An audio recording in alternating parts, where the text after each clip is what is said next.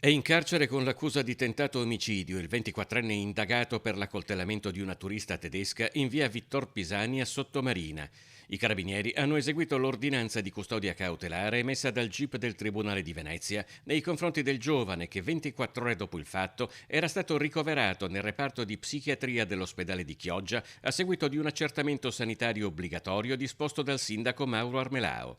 Ora il passaggio in carcere. Non è una cosa così semplice da ottenere, un'ordinanza di custodia cautelare vuol dire che delle prove a carico di questo sospettato ci sono fondate, il GIP non firma sicuramente un'ordinanza su ipotesi che potevano fare comunque i militari o comunque le forze di polizia.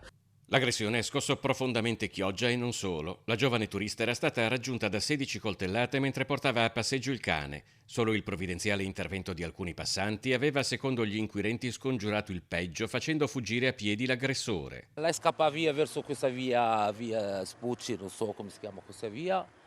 È detto l'uomo col casco è magro, ma per il viso non hai visto niente. Le ricerche degli inquirenti di un uomo col casco avevano portato alla casa dell'indagato. Ecco il fratello e la zia il 3 settembre, 2 giorni dopo l'aggressione e poco dopo l'arrivo dei carabinieri. Ho fatto un po' di domande a mia mamma, un po' a mio fratello e hanno perquisito la camera, dopo si sono scusati e sono andati via. Lui non ha un casco integrale, non l'ha mai avuto il casco integrale. Nel comunicato col quale i carabinieri di Chioggia annunciano l'arresto del 24enne, avvenuto il 12 settembre, si parla anche del ritrovamento nell'abitazione del casco indossato al momento dell'aggressione, che, si legge, assieme a dichiarazioni di testimoni e filmati di videosorveglianza, avrebbero consentito di raccogliere in tempi brevi gravi indizi di colpevolezza. Finché non ci sarà una sentenza di condanna, si deve parlare di presunto colpevole. Ecco, io ci tengo a ribadire questo, comunque massima fiducia nelle forze di polizia, nell'Arma dei Carabinieri in questo caso,